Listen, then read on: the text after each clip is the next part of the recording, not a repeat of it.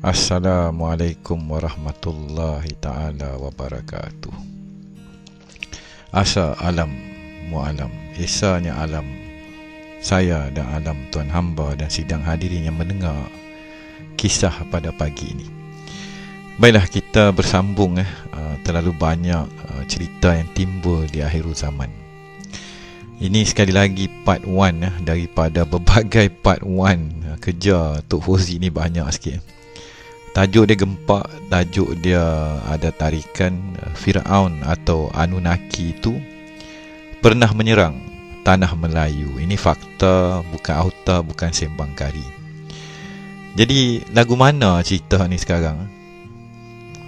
Dan barulah kita akan mula melihat cerita ini berangkai dengan tapak tua, rumah ibadat tua, tapak Adam dan yang dikatakan lembah tua ataupun peperangan menguasai Tursina tadi. Lantas sebenarnya peperangan menyerang tanah Melayu itu adalah terpalit dengan tanah Perak. Tapi Perak itu bukannya negeri yang kecil di dalam gugusan Nusantara. Ianya adalah semenanjung emas, semenanjung perak, semenanjung tembaga, semenanjung mineral. Pada era manusia zaman kuno, kalau kita tengok belakang piramid itu puncak dia daripada emas. Tetapi dalam tamadun manusia, kedudukan tin ataupun perak itu ada kegunaan dalam tamadun dan kekuatan manusiawi tadi. Lantas kalau kita tengok dekat belah kanan kita tu Firaun tu, dia memakai yang dikatakan perlambangan selempang kepak, the fallen angel. Dan di belah kiri dan kanannya ada permata-permata yang mewakili tenaga-tenaga alam atau cahaya. Jadi siapakah Firaun yang membelitkan dirinya dengan kepak? Di lengannya ada gelung permata yang boleh menerima berbagai gelombang cahaya, kan? Dan di pinggangnya dia pakai umpama pending yang juga ada permata zamrud, nilam dan sebagainya. Dan di kepalanya dia mengagungkan ular atau serpent tadi. Dia katakan kuasa spiral. Lantas kita bacalah di depan kita ini catatan dan kajian Mak Salih dahulunya, iaitu satu nama Firaun yang pertama atau yang mewujudkan dinasti dan kerajaan Mesir kuno, atau yang memulakan segala kisah di muka bumi. Nama dia Sargon. Saya panggil Saagung, Saago. Ni kalau kita dengan Perak dia kekal sampai sini, keluarga Tok Sago, kan. Terpalit lah sekali lagi Tok Sago, Tan Lela Setia dan sebagainya. Jadi Sargon conquest or reconquest of the Indus Valley Colony of Eden atau Garden of Eden, atau dikatakan lembah tua ataupun taman ataupun kampung halaman keluarga-keluarga cahaya. Ianya merujuk kepada yang dikatakan itu world of the tin mine beyond the western sea, Asia Minor. Lantas inilah mulanya cerita raja-raja berdaulat, raja-raja yang mengaku Tuhan, dewa dan sebagainya. Tin mine, lombong Nabi Allah Sulaiman, lombong zaman Sargon, lombong zaman Anunnaki, daripada Himalaya sehinggalah kepada hujungnya dalam titian sejarah rahsia akhir zaman di semenanjung emas atau semenanjung perak tadi. Cerita timah diguna pakai dalam semikonduktor, teknologi zaman sekarang. Tidak dapat kita lari daripada titian sebuah alam beralam. Maka kembalilah kita kepada dunia cempaka sari dan juga simbologi, kosmologi segitiga emas, piramid yang ada dalam bentuk masjid-masjid dan kubah-kubah di wilayah Melayu ataupun Champa, Cambodia dan Ayutthaya lama. Ini adalah sebuah cerita yang sedih.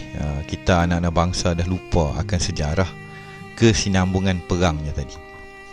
Maka telah terjadi di bumi ini panglima-panglima Melayu, pendekar-pendekar kampung halaman Kutuk Penghulu dihadapkan dengan segala bentuk sihir sakti makti.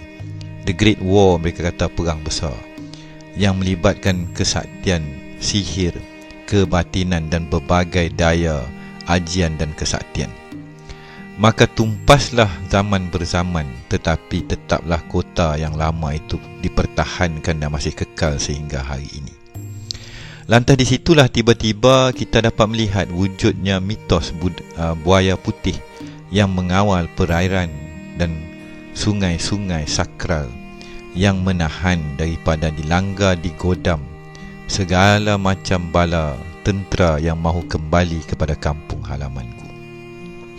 Titik kehitaman telah merajai muka bumi zaman berzaman.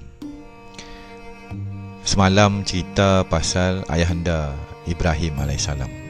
Hari ini kita kembali ke bumi Perak, semenanjung perak dan semenanjung emas. Dan di sebelah kiri ni kita ada gambar, dikatakan gambar Fir'aun tu lah kan. Ni antara gambar dia yang agak pelik kan. Mereka tak pelik. Hamba Allah ni boleh kupas kenapa dia pakai ikat kepala dia lagu tu, kenapa bersambung ke sebelah kiri dan kanan, dan kenapa ada 4 segi di atas ubun-ubun kepala dia. Ini adalah sebuah cerita daripada berbagai cerita di dalam pakaiannya, kesimpulannya dan kedudukannya wilayah Tanah Melayu, Tanah Perak, Tanah Emas, Semenanjung Emas. Hieroglifik tidak menipu. Usai peperangan tersebut, maka kita dapati ada tu, nampak tu dulang yang bentuk kepala naga kat atas kepala saya tu kan. Maka inilah ikatan kepala pontoh naga yang kekal di dalam wilayah Perak sampai hari ini. Konflik atas konflik, kianat atas kianat, petualangan atas petualangan. Sangat sedikit yang tersisa di akhir zaman. Cerita ni amat besar, tetapi semuanya insya-Allah pasti akan terlerai. Sama ada dalam peperangan yang meliputi alam beralam atau yang dikatakan Malhamah Al-Kubra bakal melanda Tanah Melayu kembali.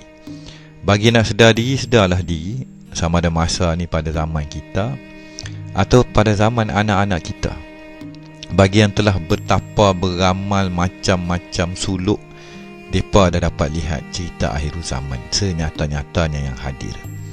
Maka insya-Allah dalam babak kedua atau sebelum babak kedua ini akan keluarlah beberapa cerita akan bahasa ketuhanan orang Melayu, bahasa ketunggalan yang menyatakan orang Melayu itu adalah mengguna pakai bahasa ketuhanan, bahasa Adam, bahasa tauhid yang kekal sampai hari ini, yang manusia buta, pekak dan tuli tidak mampu memahami benda yang terang ada di depan mata, keluar daripada mulut dan lidah orang yang mengguna pakai bahasa Melayu, tapi melupakan yang satu yang esa dan juga nama Allah di dalam setiap patah-patah dan bilah-bilah perkataan yang mereka keluarkan.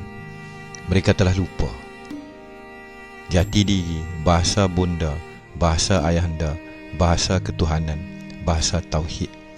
Semoga di akhir zaman ini